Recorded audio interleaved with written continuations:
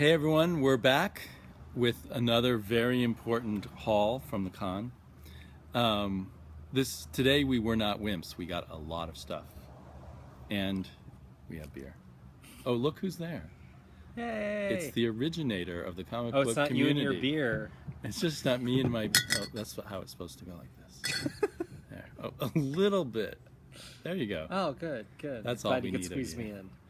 Your presence has so much gravitas; it's almost too much to take. Like. Oh. So we got beer. We need to open it up. Or here, you're the guest. It's an opening video. And now I've lost my bag of comics. That's weird. Well, you left the back door open. No, it's there over there on your. Nope. What? I just sworn I brought them out, but I did not. Nope. Okay, Matt's going to entertain you for a second while I go get my comics. Is this live? It's live. Da da da da da da. Hey, people.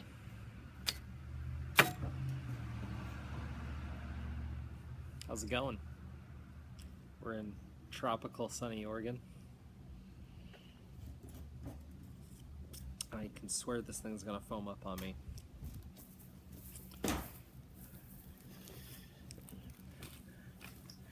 We are in the sleepy backyard, which is just full of palm trees, as you can see behind Matt. And here's my haul.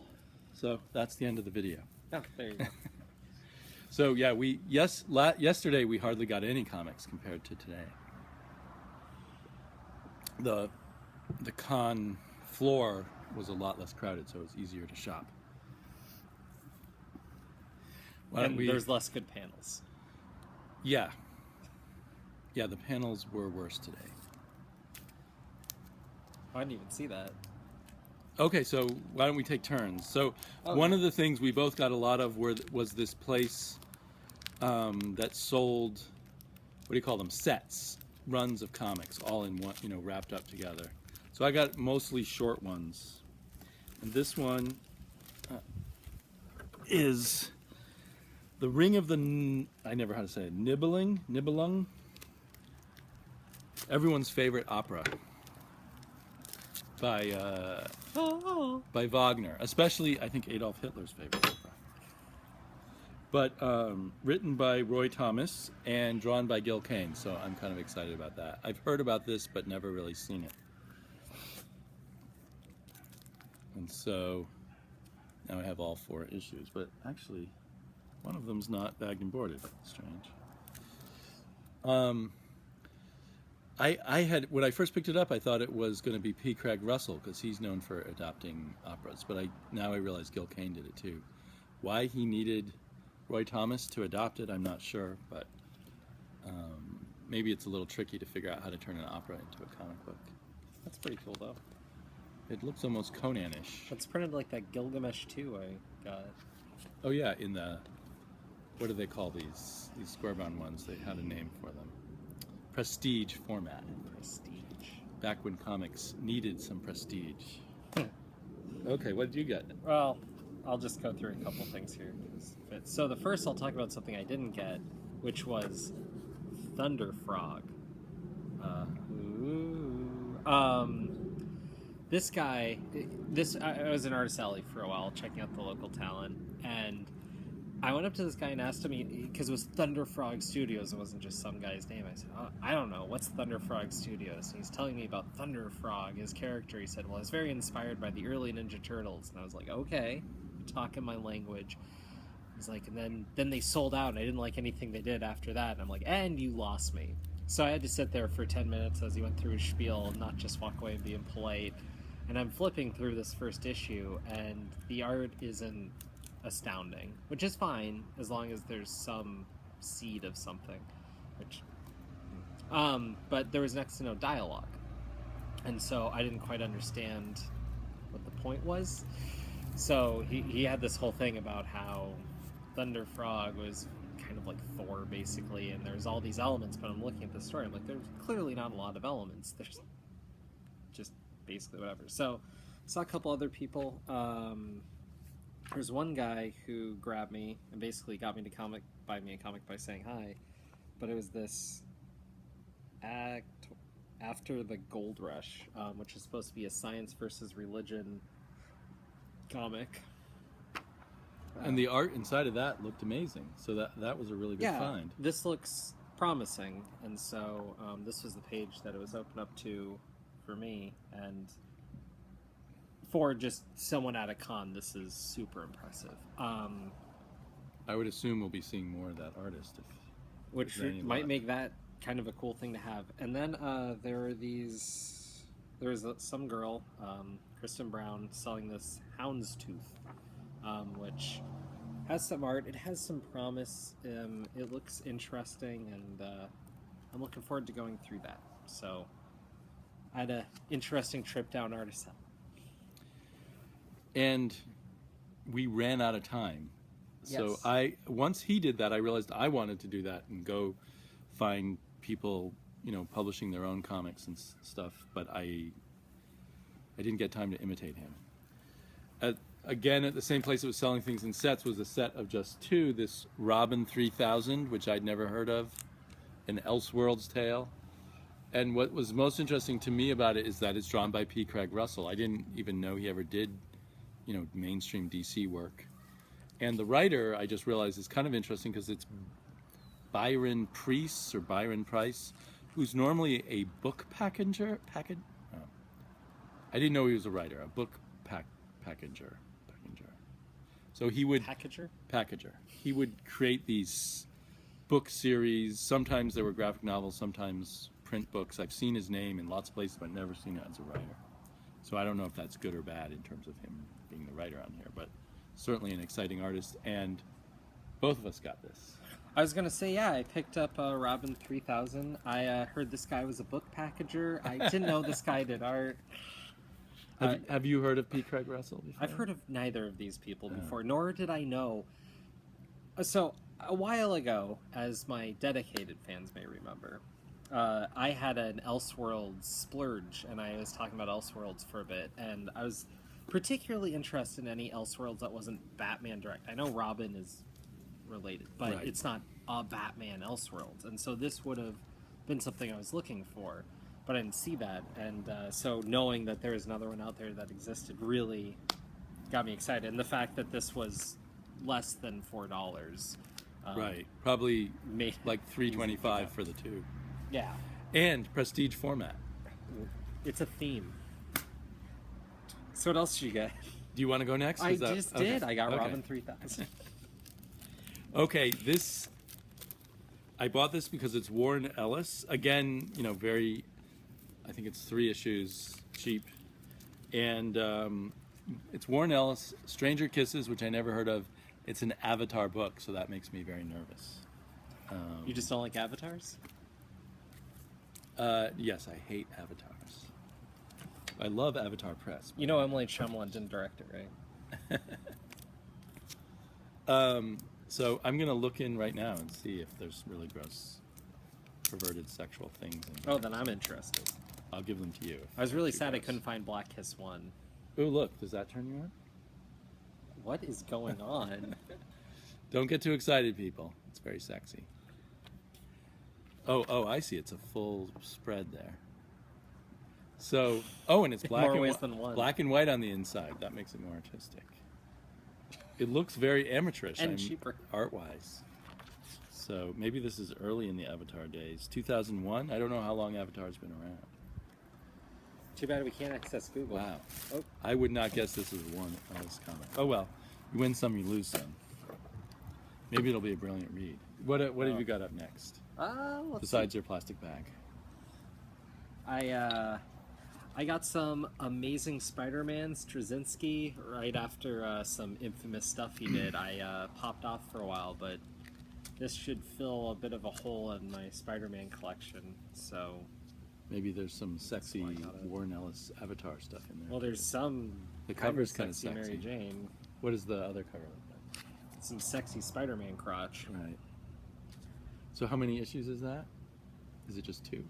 Let's see here. 515 to 518. So yeah, 3. That was. I thought there's at least 4. Yeah, there's 4 in here. One's just doubled up in a weird way. So And you paid about $8. So you paid $2 an issue. That's probably not bad. Not great, but it was there. It's kind of addictive to see all these runs together. Well, that was the first one I picked out. Sucked us in. I wanted to buy some Spider-Man. So back to P. Craig Russell. That seems to be a theme. And opera. And prestige format. And more prestige format books. The Magic Flute by P. Craig Russell, which might actually be Mozart, but they say the Magic Flute. Oh, up there in small print, smaller than P. Craig Russell, it mentions Wolfgang Amadeus Mozart. Which is weird because you think that means a seller. Mozart, you would think so. So, P. Craig Russell is one of the finest artists to kind of make his name in the mid to late 70s. And after that, during the 80s and beyond, he kind of did prestige kind of projects. That's cool. I didn't know that. So it's kind of interesting that he did the Robin thing, but he did a lot of opera adaptations. Maybe it's a Robin opera. He actually did some Elric, and I think he even did a special Conan for Dark Horse at one point. But he's done a lot of different things. Like he's done a lot of illustrated Oscar Wilde and stuff. So he tends towards the literary. That'd actually be cool to go back for. I wonder. You'll have to let me know. I'll let you know. All right. And you can see whether you like his art when you read The Robin. Yeah. So, two things next because they're Are those prestige? related. No. Oh, darn. Dark Horse, which was a big present at this, but now we're talking about this one. Frank Miller, Dave Gibbons, Martha Washington Goes to War, Martha Washington Give Me Liberty. I was super excited to find these because it's something I've wanted to read for a while, but I've only been able to find it fairly expensively, and less than $6 a pop here is very affordable. Right. These were discounted beyond the prices on them. And $6 I would have gotten that anyways. Right. That would have been less than the one trade for one of them I found by a lot. So. And I think I've read Give Me Liberty back, in the early 90s or whenever it is it came out, but I have not read Gone to War, I don't think, so you have to tell me how that is. I mean, it's Frank Miller, so how could you go wrong? Yeah. Miller time. Here's to Miller time with Deschutes. We've been drinking a lot of Miller this weekend.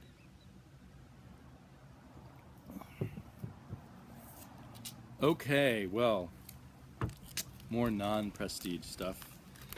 I did not know there's a comic book company called, I didn't know. This is Malibu. Oh no? Never mind. I thought it was a different name to the company. You didn't, Oh no is not a good name. Neither is Oni. Oni's a great name. It is? What does it The mean? Japanese word for devil. Is that why they called it that? Yeah, that's why they have that mask. It's an Oni mask. I never noticed they had a mask. Okay, well, I am a huge Sergio Aragones fan, or I like to think I am, but I don't really know all of his work, because I had no idea he did a superhero comic, apparently starring himself, called Magnor, The Mighty Magnor. Comes with a pop-out cover, whatever that means. So for a few dollars, I got 4 issues.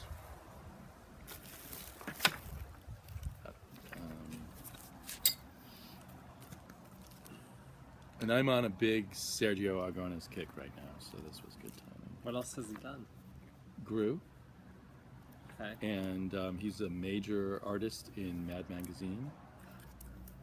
He also, in the last video, I showed those House of Secrets and House of Mystery. Yeah. He does all these one-page gags throughout. Oh. But Gru's his most famous. I've heard of most Gru. long-going thing. I'm going to open up the one with the pop-out cover. Although, it looks like it originally was a polybagged comic, so I wonder if the cover Your has been... collector's item is lost. Oh, look at that. It's intact. Well, that's nifty. Don't push it too far. I would have paid $2 for that just by itself. If I CGC this, will it be really What would be the valuable? point? Why It would seems to be... Then no one can ruin the pop-out, because The moment my sister gets Well- my sister, I keep calling my daughter my sister. The moment my daughter gets a hold You're of that this, young. it's gonna be in pieces. Well, Maybe so I you should have to hide do it is from her. CGC it in layers, so each layer gets its own bit that builds up. I feel horribly guilty hiding kids' comics from kids, but now I'm tempted to hide this from her. And she's a Sergio Aragones fan too. Just a year or two. She is very clumsy. Oh, I didn't say that. 8, it's fine. I went way off the beaten path. I got XMen Unlimited with, here's why, the cover is by Alvin Lee, who was part of Udon fame, and this seems to have an Udon aesthetic on the covers. I haven't opened it up. I'm hoping there's Udon art in here, but I don't know. Open it up. Show us some. Oh Udon my art. gosh, you're gonna watch my dismay very demanding. on camera. This is not good TV. Dismay on camera is very popular. This bag is not gonna make for good TV. I don't even know how to open this. While What's you're on here? dismayed, you could Did you cut your couch? Oh, tape, I think, or no? Oh, maybe I don't know. Jam. Oh. I think Jam. red I mark. see. While you're dismayed, you Hope could I get curse. out of here, guys. If you don't like these comics, blame women fans for ruining comics. I can't play. Oh, Mike Omen's on here. That's, Blame Mike Omen. He's definitely ruined comics. What? Mike Omen. I'm spacing. He's the guy who does Powers. He's the artist. We'll see. You love Powers. I own some powers because Bendis threw some. You at me. love Brian Michael Bendis. Oh, we discussed that yesterday. He got free comics from Michael Brian Bendis. Hi, Bugaloo. We're doing a video, but you can join in if you want. We're showing off comics we want. You want to see Magnor, the Mighty Magnor pop-out comic? Mighty Magnor? Yeah. Do you want to get between us and say hi? No, Yeah. I'm gonna be kind of Okay. behind. Do you want to be a disembodied voice? It's That's the voice that you can't see the person. just. Do you know who that is? Who's Dave the Barbarian? Sergio Aragones is drawing of himself. Oh, sorry. Matt is going to show us Udon art. No, I'm not. It's not Udon art after all, just covers. It's interesting. Oh, I could look to another page. Here we go. Oh, that's interesting. What X-Men character is that? Lady X? I don't know. That's a costume I haven't seen. Xarella? Stella. Memories. The memories. Bishop Sage. It's Sage, everyone's favorite. Sage. It is a good flavoring for meat. Oh, Sage. She's a mutant and X-Man and living computer. Living computer. What does that mean? I couldn't tell you. And most people couldn't. Okay, well, my next one, speaking of living computers, is Superman presents the Krypton Chronicles. And I have most of these issues, or some of these issues, but I knew I was missing some, and these were so cheap I thought I'd just buy the set. You're the annoying background I'm the person? annoying background person. Yeah. I think I may only have issue 1, actually, and I needed issue 2 and 3. La, la, la. This is what happens to you when you read too many comic books when you're young. No, don't say that. I'm just being the annoying person. Okay, what have you got next, Mr. Agent 42Q? What was that? Uh, I got the last thing, which is a gift for someone. The Captain Harlock comics by Eternity. Oh, thank you. No. Well, thank you for getting a gift for me. Actually, he already got some great gifts. like what? 2 bracelets, some Pez. Yeah, yeah, yeah. Was there something then- else in there? Or was it just 2 bracelets? Close Was finger, two candy. 2 Pez. Okay, well, I got more comics. Has anyone heard of Mobius's Airtight Garage, The Elsewhere Prince? I got 6 issues of that, but it's not by Mobius. The art on the cover doesn't look Mobius at all, but I couldn't resist checking it out. It's from Epic Comics, so it can't be too recent. What's that? clothespin doll. A clothespin doll fairy, right? Yeah. With what kind of powers? Earth powers? No, top side. What power? Her power is the power of the shining sun. She has the power of the shining sun. It's kind of weird. They have. It's fun. So if anyone knows anything about these, or if there were more prequels or sequels to Airtight Garage, the Elsewhere Prince. It doesn't credit artists or writers on the cover, so I will have to check this out. It looks like these were from 1990. That was probably the last gasp of Epic, I'm guessing. Yeah. So we've got those. Would you marry an Elsewhere Prince? I would. Would you marry a prince? Okay, what? Oh, you don't have anything? That's it. I'm out. I am growing to love Silver and Bronze Supergirl. I like to read it with a certain someone who's in the camera. So I got some more Supergirl stuff. I think this is 70s. You're right, exactly. This may be early 70s or very late 60s. There's Supergirl. Yeah, I think it's early 70s, actually. It's early 70s, actually. Let's see, more Supergirl here somewhere. You should show the camera. So they can see. Oh, here's a not Supergirl, but another one I got for you. I don't think we have this issue of Dazzler yet. It's Dazzler number 24. Do we have that? Guest starring Power Man and Iron Fist. Power Man and Iron Fist? Yep. Iron Fist? Who's Iron Fist? A guy with a He's fist the of guy iron. in the ballet slippers. He's a martial arts expert. He has a fist made of iron? Mm-hmm. Oh, here's another one we can read together. It looks Captain Carrot facing the bunny from beyond. He looks kind of Galactus-like. So that'll be good. We love Galactus. He's always hungry. And his hunger makes him relatable.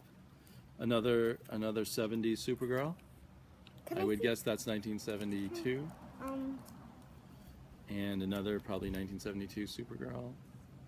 I think it was either 71 or 72 when they did the year of the 25-cent giants.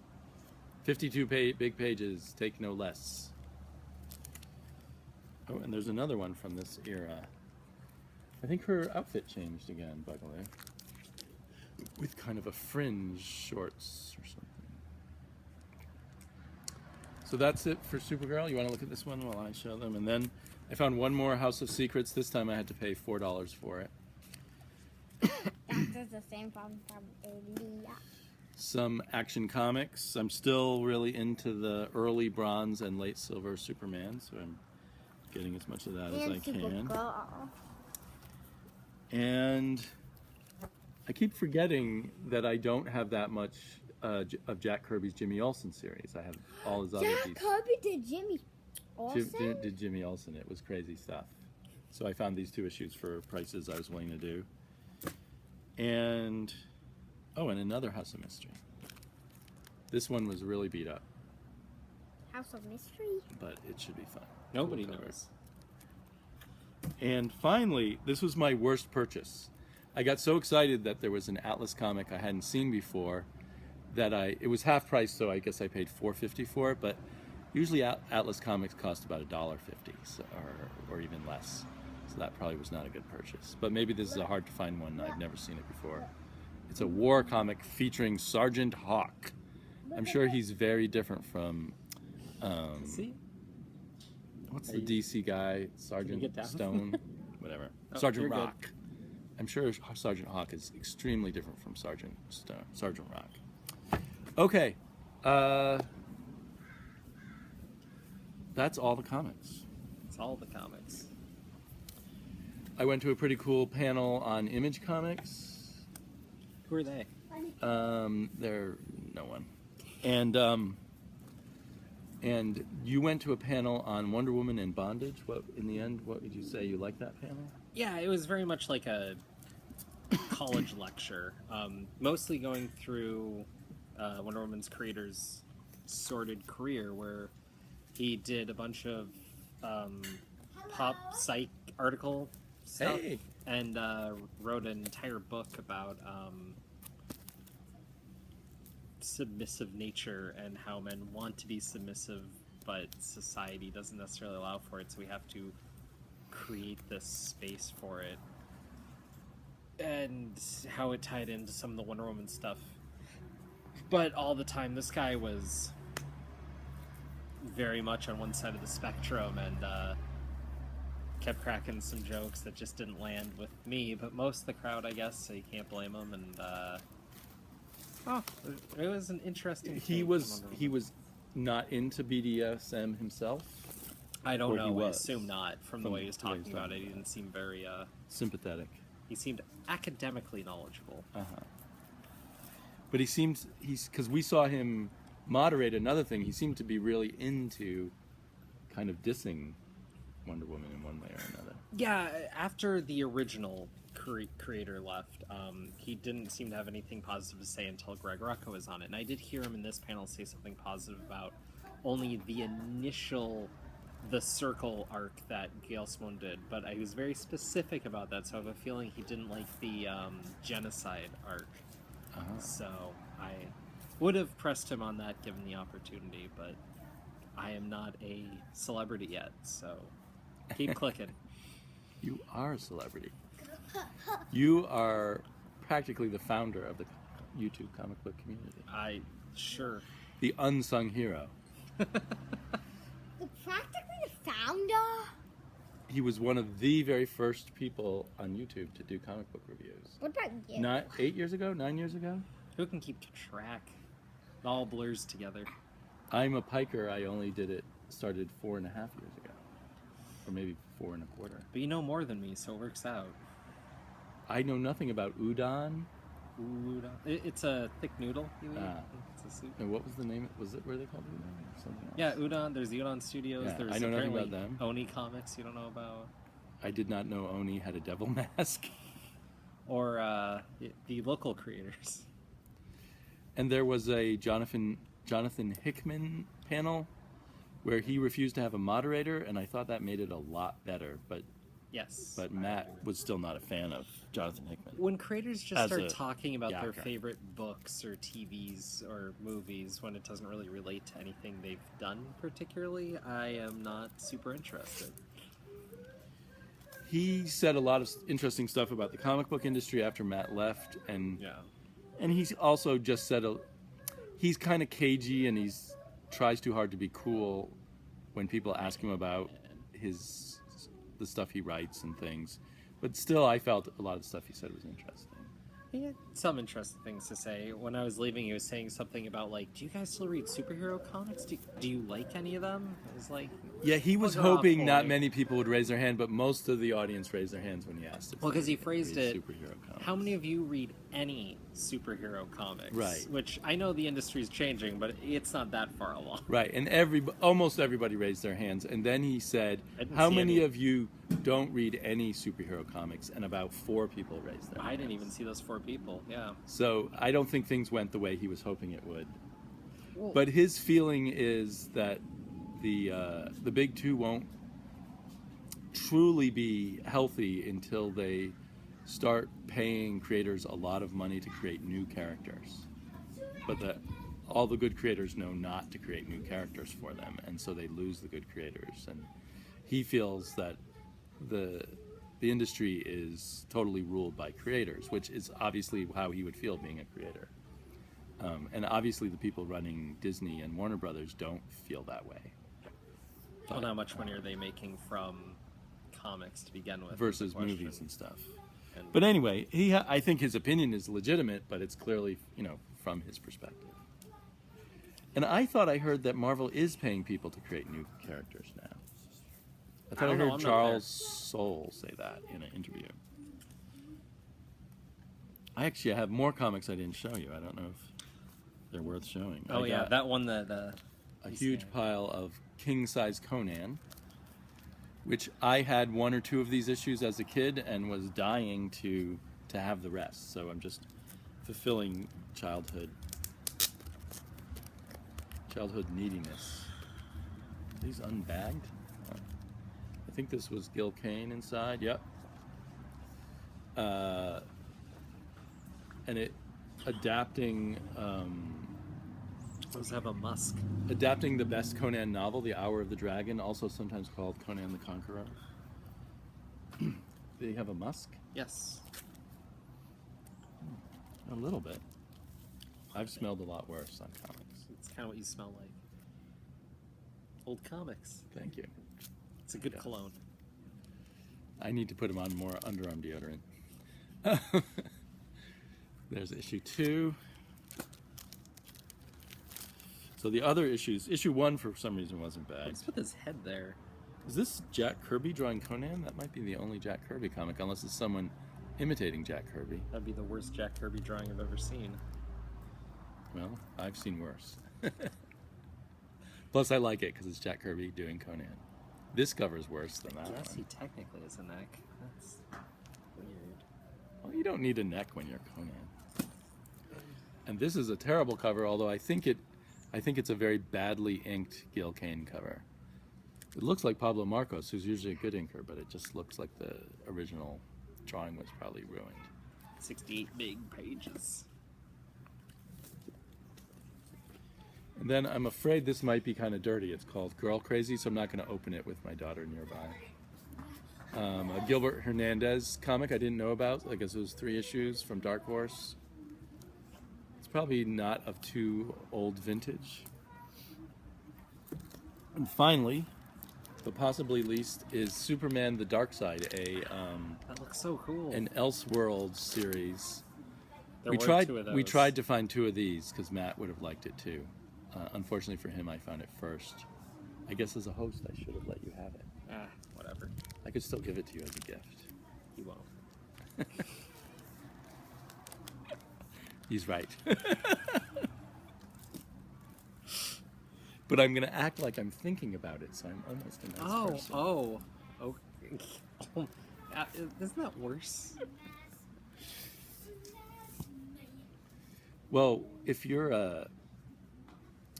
like a psychopath, you think it's good to be almost a good person. Okay. And the jam on the scissors, I'm worried. Never invite this guy to visit you. He'll mock the jam on your scissors. Who's that? Did you hit any other things at the con? I'm trying to remember. Other than that, no. I never. We would walk through Artist Alley, but I never would be able to. It was just such a crowded situation. I never be able to figure out. Like Jeff Darrow was supposedly there. I would have liked to have found him, but I just ran out of time and energy to do that. Oh, I saw Terry Dodson for a minute. He was drawing some Harley Quinn picture and talking about his working relationship with his wife, which was kind of interesting. And then he just started talking about TV shows he likes, so I left. Was that the fault of the bad moderator who kept appearing?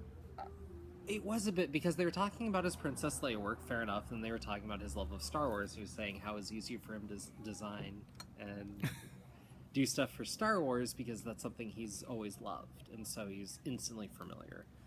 And that was interesting. Then it was, well, what's your opinion of the new movie? And who cares? Yeah. So I didn't. I left. So we had a good time. It seemed to go by too fast. It seemed like if they had stayed open another hour or two, it would have been good for us. Yeah, I would have. But there you go. Okay, well, after Matt leaves, I'll tell you guys all the real dirt, and we'll talk to you later. Bye.